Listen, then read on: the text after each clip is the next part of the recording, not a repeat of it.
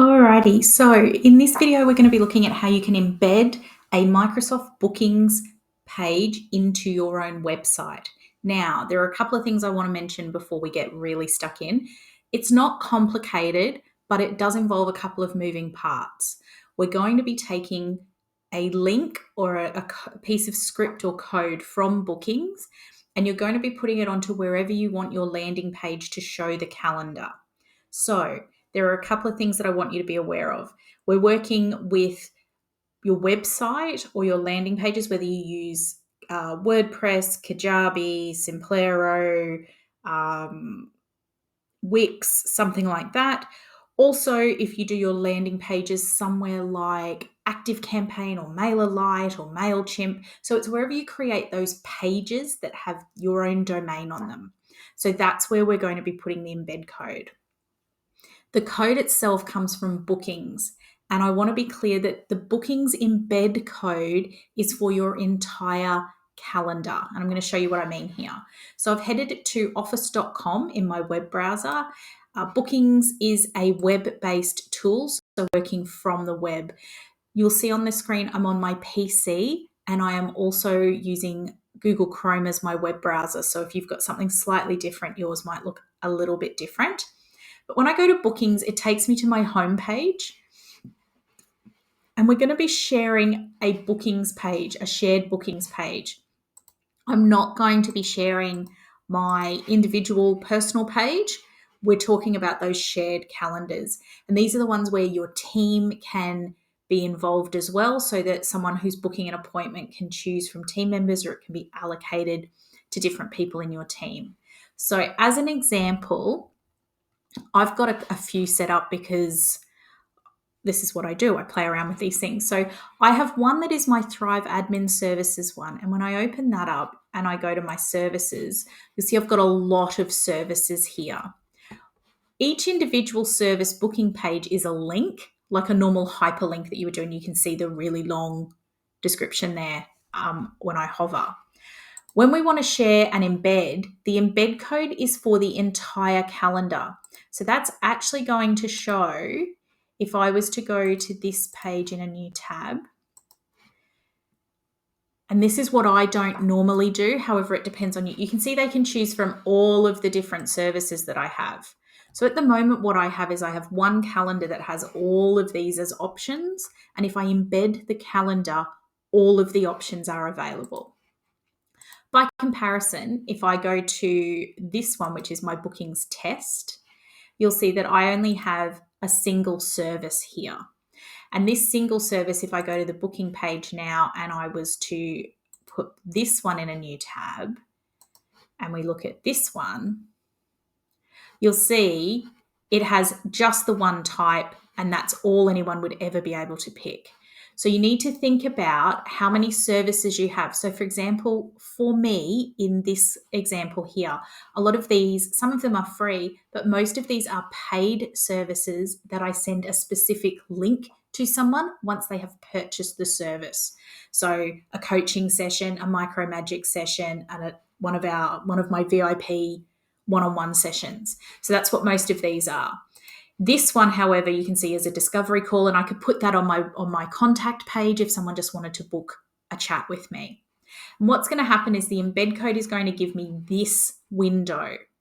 So if I go back here, this one now is my booking page, and I can choose a couple of settings about when I embed it as well. So we can have it so that it's not available as a self-service booking page.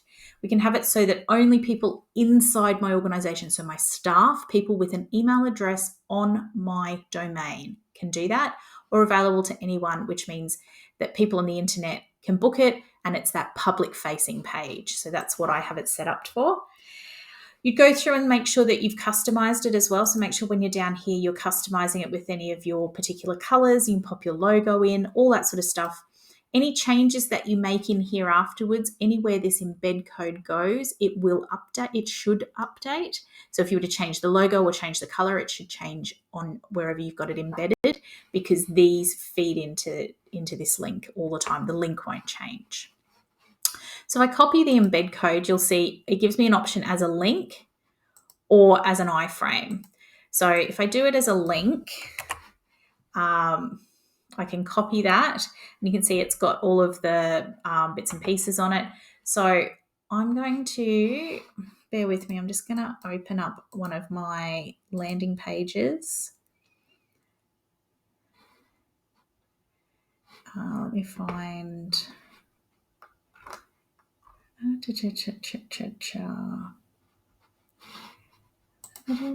just looking through. I'm trying to find one because it needs to be live for me to see it. So let's go. Not start. It's all right. I'm rummaging around in the background so you don't have to see all of my background stuff first. So let's open this one. Okay, so this one, I'm going to pull this one across for you. So this is an older version of my links page. The page isn't live, but I should be able to see it. Let me just check if that's the case.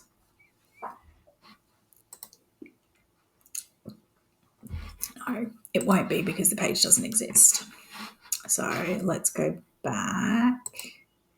We'll turn that one on. We'll turn it on. Yeah, so now it will work. So I'm going to edit this page and we're going to pop in the link. So you'll see how these both will appear. So we can see this in real time. So we've taken from our bookings, back from this one here. So back on our booking page and configure booking page, I've gone embed and I've copied the link. So we're now going to go in here and I'm going to add a section. I'm just going to add it as text. Popped it at the bottom here. And then in the code, I'm going to paste the code in here like that. This is what we get. It comes up as a link. So if I save this one, pardon me, I'm going to sneeze.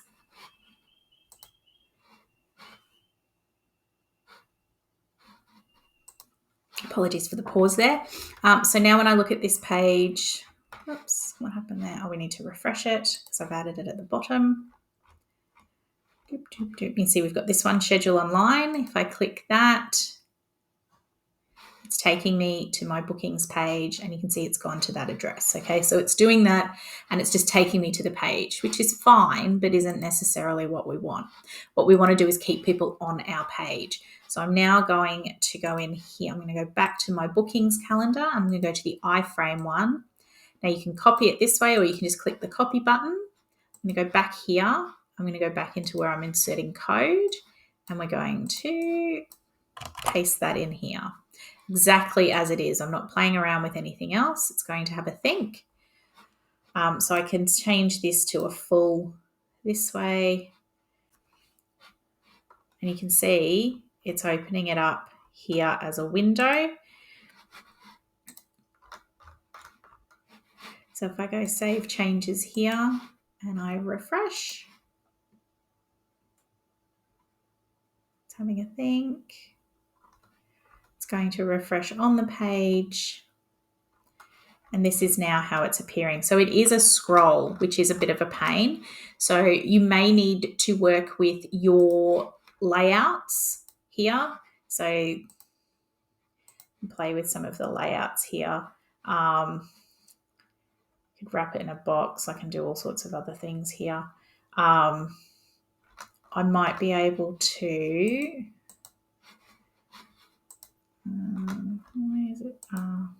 There we go. So if I click the source code, you can see I could maybe change the height. It's got it as scrolling. Scrolling, yes, means that we're going to let it scroll down if it's bigger than the box. But what I want to do, you can see here we've got the height and the width. You could specifically set some pixels for that. So I could say the height might be 1000 pixels. If I do that, you can see it's stretched the box out and it's still scrolling. So you can play around. This is where you're playing with the code itself. So the code it's giving you, get rid of that percent, it seems a bit silly.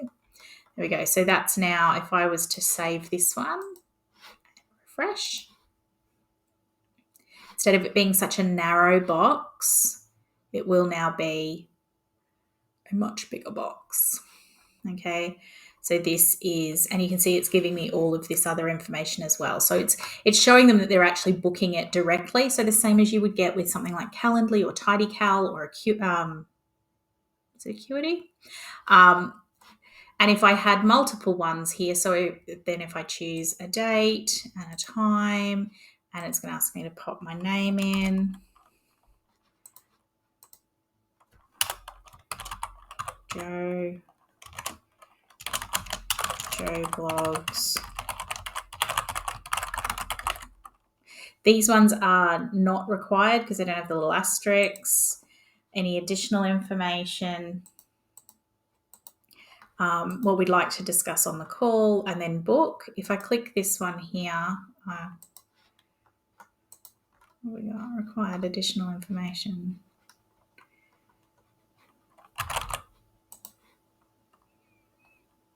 Like so. And see, this is now discovery call with me at this date, at this time. These are the links, but they will also receive, I'm going to open up my emails in the background so you can see that this has all come through. So this is all happening live on my website rather than it happening on me redirecting them to bookings itself. So some of your options would be to potentially have multiple, if you're going to do it this way and embed it, you probably want to have an option for your calendars. When we go back to services, you probably have an individual, you'd have a calendar for just one or two services maybe. So when we looked at these booking pages, you might have one that you call your business name discovery call, because remember up here, it's going to show the name of the calendar at the top. So you might have discovery call, and then your service might simply be book now, book 30 minutes with me, or free chat or whatever. So just be aware that you're going to see, you might have just your business name, but remember you can't have two calendars. You can't have two that are the same name here. So if you had one, see I've got this one that's Thrive, so I call this one my test one. However, you might have one that is, I have this one that has all my paid services, and I might call that Thrive Admin Services Paid. And then I would have Thrive Admin Services, which would be the free one. And the paid one would be the one where I'm sharing those individual links for services. And the one that is simply Thrive Admin Services or your business name would be the one where you would then share the free services that you offer, so that you don't need to limit the way people choose and book. So I have received my email confirmation. Just to show you as well, this one comes up this way. I've been advised that there's a new booking. It's come from Bookings Test, and it's a discovery call at this date, and it's in Teams. When I go into my calendar,